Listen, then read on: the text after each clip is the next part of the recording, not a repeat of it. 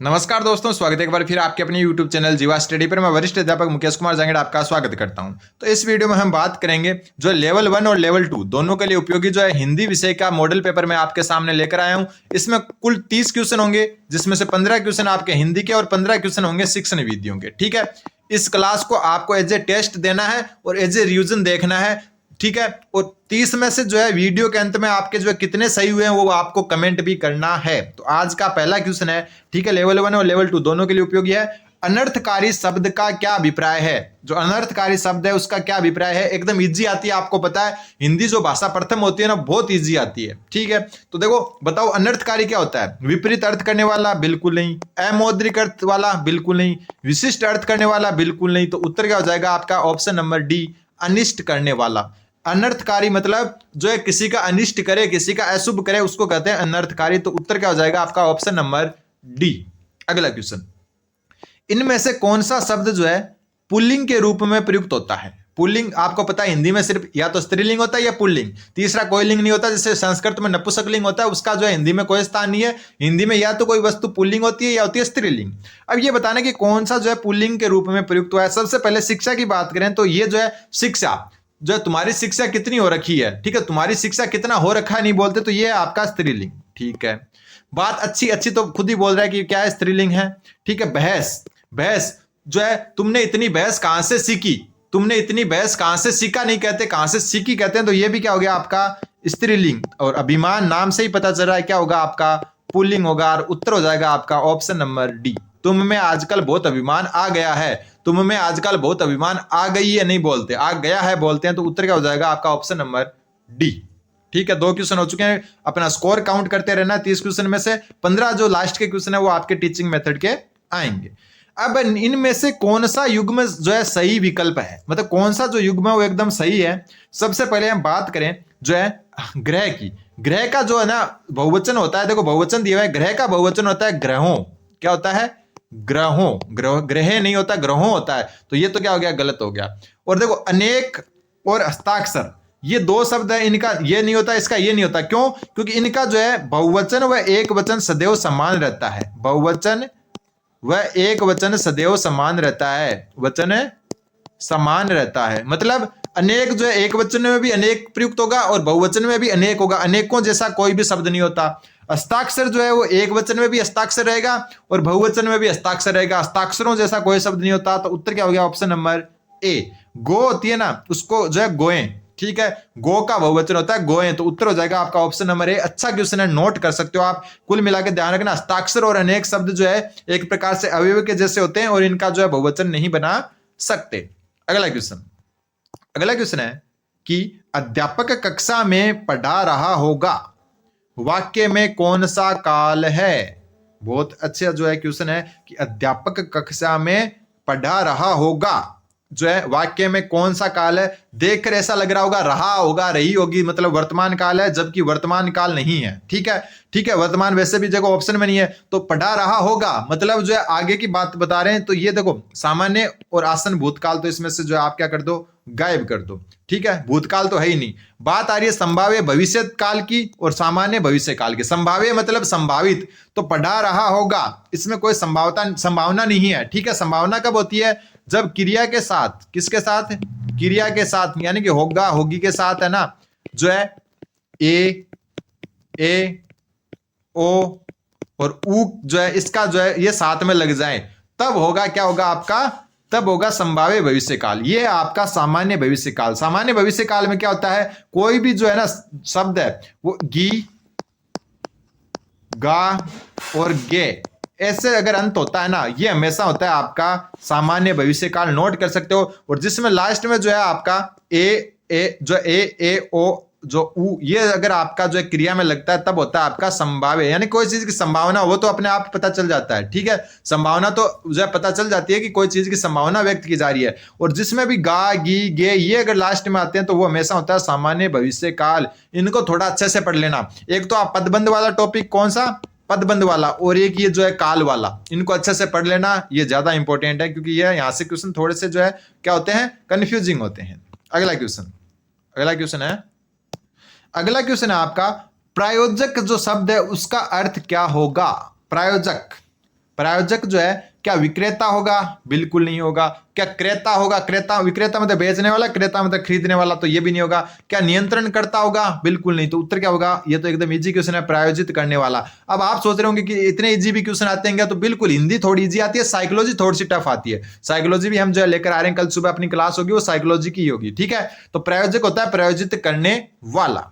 अगला क्वेश्चन, अगला क्वेश्चन है वस्तु शब्द क्या है? वस्तु शब्द क्या है? क्या वो स्त्रीलिंग है, पुल्लिंग है, नपुंसकलिंग है? तो आपको एक चीज तो हमेशा ध्यान रखना है, नपुंसकलिंग जो है हिंदी में होता ही नहीं है, तो इसको तो हटा दो, ठीक है। अब बात है कि क्या ये पुल्लिंग है या स्त्रीलिंग है? इन दोनों में से एक होगी, ठीक है। बात हो रही है वस्तु शब्द की, तो वस्तु शब्द है जो इसको आप वाक्य में प्रयोग करके देखोगे तब पता चलेगा ये वस्तु किसकी है, ये वस्तु किसका है, ऐसा नहीं बोलते, ये वस्तु किसकी है। तो क्या हो गया? स्त्रीलिंग। उत्तर क्या हो गया आपका? Option number B. अगला क्वेश्चन, अगला क्वेश्चन है निम्न में से कौन सा एक भाववाचक संज्ञा का उदाहरण है? बात हो रही है भाववाचक संज्ञा। भाववाचक संज्ञा क्या होती है?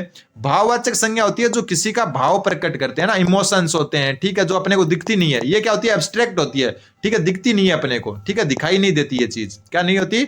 दिखाई नहीं देती, भावनाएं होती है ये, ठीक है।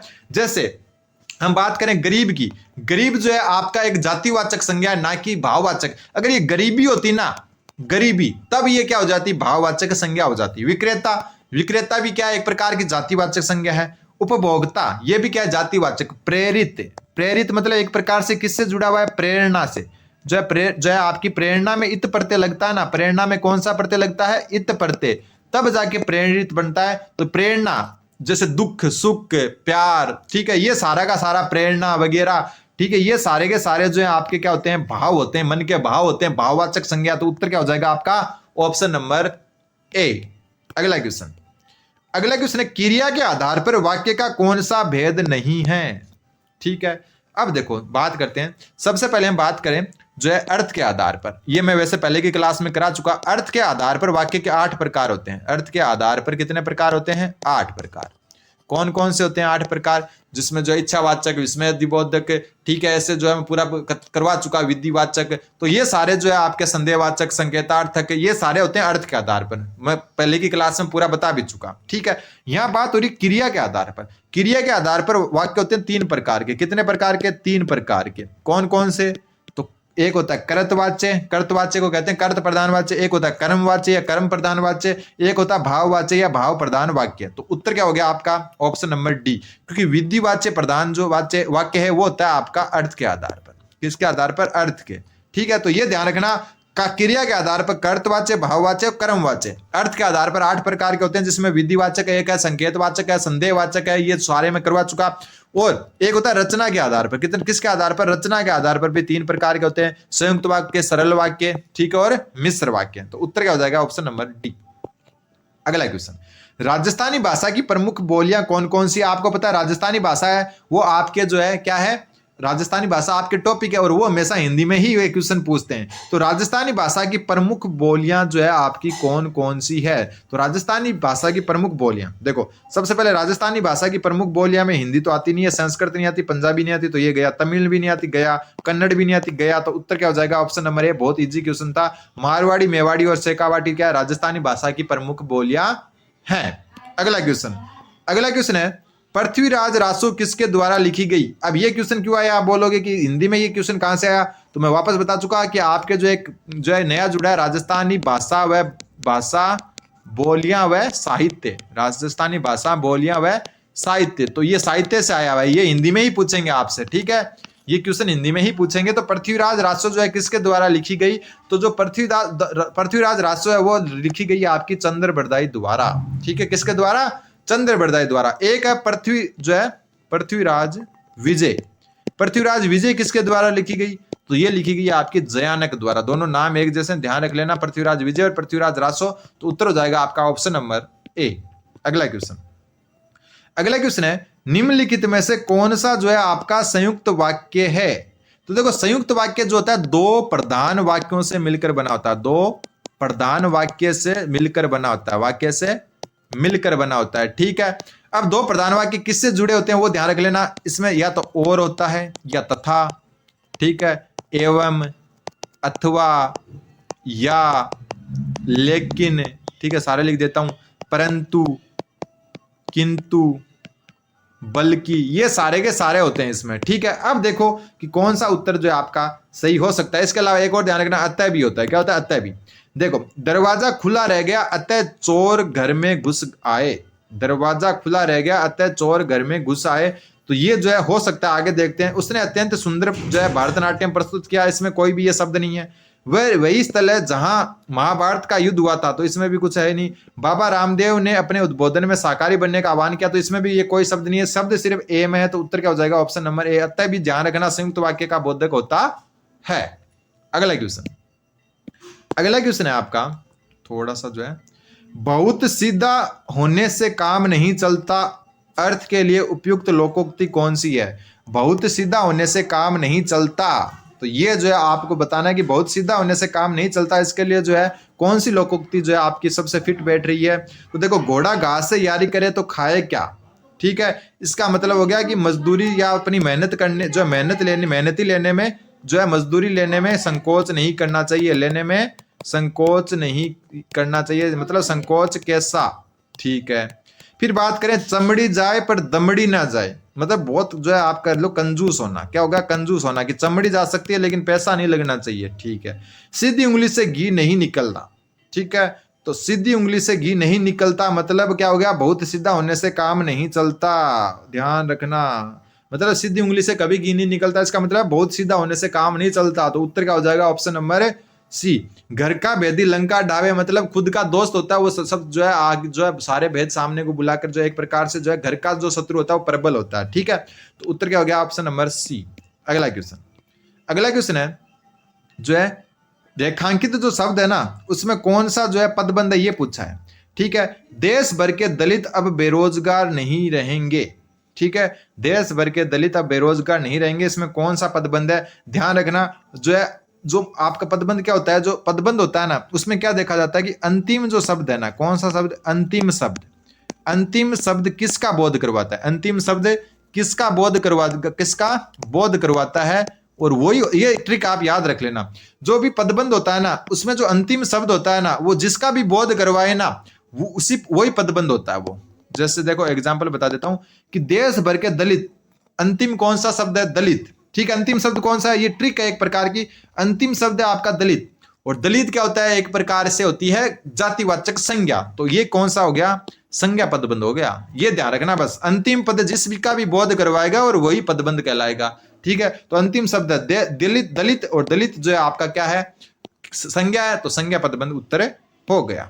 अगला क्वेश्चन, एक मिनट, अगला क्वेश्चन है आपका, ईश्वर तुम्हें सफलता प्रदान करे, ये वाक्य क्या कौन सा है? ईश्वर तुम्हें सफलता प्राप्त प्रदान करे, ये वाक्य किस प्रकार का है? तो ध्यान रखना, जो है इसमें जो है उत्तर जो होगा आपका वो होगा ऑप्शन नंबर सी, इच्छावाचक। कौन सा होगा? इच्छावाचक। ठीक है, ईश्वर तुम्हें सफलता प्रदान करे, ये क्या है? व्यक्ति एक प्रकार से जो है उसकी इच्छा है, या हम कह सकते हैं उसको जो है क्या दे रहा है? आशीष दे रहा है।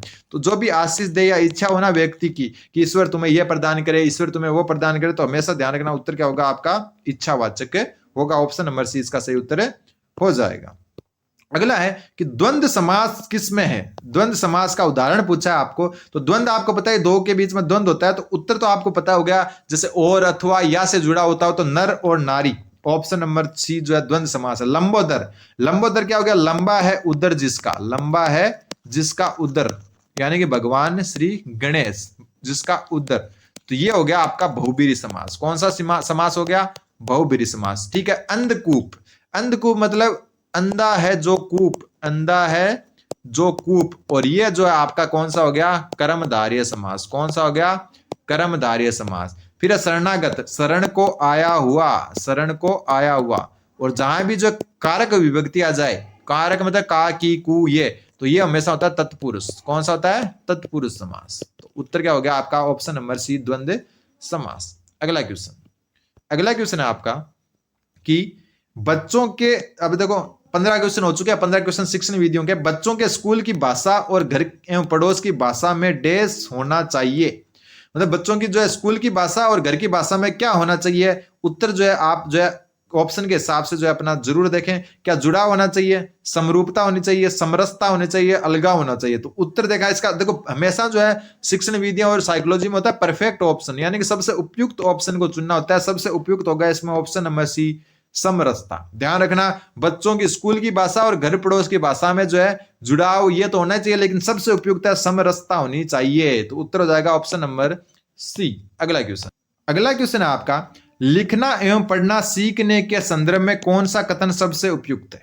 ठीक है, लिखना पढ़ना जो है, लिखना एवं पढ़ना सीखने के संदर्भ में कौन सा कथन सबसे उपयुक्त है वो पूछा है। पढ़ना सीखने की तुलना में लिखना सीखना जटिल है। ठीक है, देखो अगर हम स्वाभाविक क्रम की बात करें तो LSRW, ठीक है, L मतलब हो गया लिसनिंग यानी कि सुनना, ये स्वाभाविक क्रम है। S मतलब स्पीकिंग यानी बोलना, ठीक है। फिर आता R मतलब रीडिंग यानी पढ़ना, और W मतलब लिखना, राइटिंग यानी लिखना। यहां बात हो रही है लिखना और पढ़ना। ये एक स्वाभाविक क्रम है कि बच्चे को सबसे पहले सुनना सीखता है, फिर बोलना सीखता है, फिर पढ़ना, फिर लिखना सीखता है। तो यहां इसने क्या बोला है कि पढ़ना जो सीखने की तुलना में लिखना सीखना जो है जटिल है। तो ये जो है क्या आपको सही लग रहा है? तो देखो, पढ़ना सीखने की तुलना में लिखना सीखना क्या जटिल है? तो बिल्कुल नहीं है। लिखना तो आप आराम से सीख सकते हो जैसे ये है, लेकिन पढ़ना सीखना, देखो आपको पता है ये बालक जो स्टार्टिंग में पहली क्लास में होता है ना, तो उसको वो क्या वैसे ऊपर ऊपर घोड़ता रहता है ना, बार बार उसी पर जो है बार बार अनुकरण करता रहता है। तो लिखना सीखना जटिल नहीं है, पढ़ना सीखना जो है क्या है, जटिल है। ठीक है, लिखना सीखने की तुलना में पढ़ना सीखना जटिल है, तो लिखना सीखने की तुलना में पढ़ना सीखना जटिल है। दोबारा देखो इसको, ठीक है। अब यहां पर क्या, लिखना सीखने की तुलना में पढ़ना सीखना जटिल है, तो अब देखो ये भी गलत है। क्यों गलत है मैं आगे बताऊंगा आपको। फिर दोनों कौशल एक एक करके सीखना चाहिए, ये भी गलत है। क्वेश्चन क्यों गलत है ये ऊपर वाले तीनों? क्योंकि ये दोनों एक दूसरे का अपोजिट है। हिसाब से तो इन दोनों में से एक सही होना था, लेकिन सही क्या होगा? Option number D. क्यों होगा डी? ध्यान रखना कि लिखना और पढ़ना सीखना समान रूप से अंतर संबंधित होते हैं। मतलब कुछ लिखोगे कुछ जो है पढ़ोगे, ये दोनों समान रूप से अंतर स्थापित होते हैं। ध्यान रखना, अंतर संबंधित होते हैं। तो उत्तर हो जाएगा ऑप्शन नंबर डी। अच्छा क्वेश्चन था, थोड़ा सा जो है हार्ड टाइप से था, लेकिन अच्छा क्वेश्चन था। अगला क्वेश्चन, लेखन शिक्षण की प्रमुख विधि नहीं है।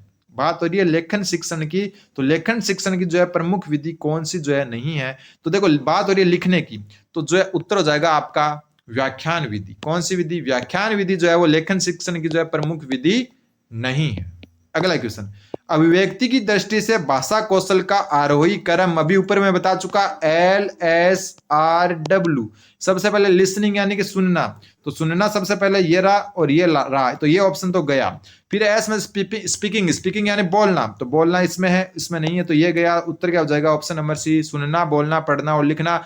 इंग्लिश में याद रख लेना LSRW, ये होता है स्वाभाविक या आरोही क्रम। ठीक है, सुनना, बोलना, पढ़ना और लिखना। अगला क्वेश्चन, सतत आकलन का उद्देश्य यह जानना है कि सतत जो आकलन है उसका जो है क्या उद्देश्य होता है। सबसे पहले बच्चों ने क्या सीखा, ये होता है, देखते हैं। बच्चे कैसे सीखते हैं, ये होता है। बच्चे क्यों नहीं सीखते, बच्चों ने कितना सीखा। तो देखो, बच्चों ने कितना सीखा, क्या सीखा, ये सारा जो है एक प्रकार से होता है योगात्मक आकलन। कौन सा होता है? योगात्मक आकलन। जबकि जो सतत आकलन होता है ना, वो होता है आपका जो है रचनात्मक आकलन। और रचनात्मक आकलन ये होता है कि बच्चा जो है सीखने के दौरान क्या क्या कर रहा है, कैसे सीख रहा है। तो उत्तर हो जाएगा आपका ऑप्शन नंबर बी। अगला क्वेश्चन है आपका कि गृह कार्य का मुख्य उद्देश्य है। जो गृह कार्य है उसका जो है मुख्य उद्देश्य क्या है? छात्र को घर पर व्यस्त रखना? बिल्कुल नहीं। ठीक है, पढ़ाए गए पाठ को दोहराने के लिए अवसर देना, हो सकता है। सुलेख की योग्यता का विकास करना, तो जरूरी नहीं है गृह कार्य हमेशा लिखित हो। हम ये भी तो कह सकते हैं कि यार ये पढ़कर ये जो है प्रश्न याद करके आना, तो ये जरूरी नहीं है। फिर जो आपका संबंधित पाठ में रुचि उत्पन्न करना, तो ये भी नहीं है। उत्तर होगा ऑप्शन नंबर बी, पढ़ाए गए पाठ को दोहराने का जो अवसर देना जो होता है वो गृह कार्य का प्रमुख उद्देश्य होता है। उम्मीद है कि आपको कुछ अलग क्वेश्चन देखने को मिल रहे होंगे। ठीक है, तो फिर जो है आपका अगला क्वेश्चन है वो है कि लिखना सीखने से पूर्व बालकों को चित्रकला सिखानी चाहिए क्योंकि अक्सर भी चित्र ही है। इस मत का समर्थन किसने किया? बहुत अच्छी बात है, और मैं लगभग 2 बार ये करवा चुका कि लिखना सिखाने से पूर्व बालक को जो है चित्रकला सिखाना चाहिए क्योंकि अक्सर भी चित्र ही होते हैं। इस मत का समर्थन किया महात्मा गांधी ने। उत्तर हो जाएगा आपका ऑप्शन नंबर ए।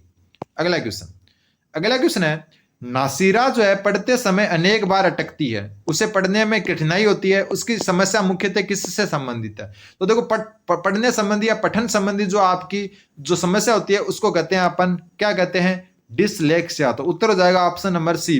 डिस्ग्राफिया क्या होती है? लिखने संबंधी परेशानी, लिखने संबंधी विकार, लिखने संबंधी विकार। ठीक है, यहां बात हो रही है पढ़ने संबंधी, पढ़ने में कठिनाई मतलब आपकी पठन रुचि नहीं होगा, उत्तर होगा आपका डिसलेक्सिया।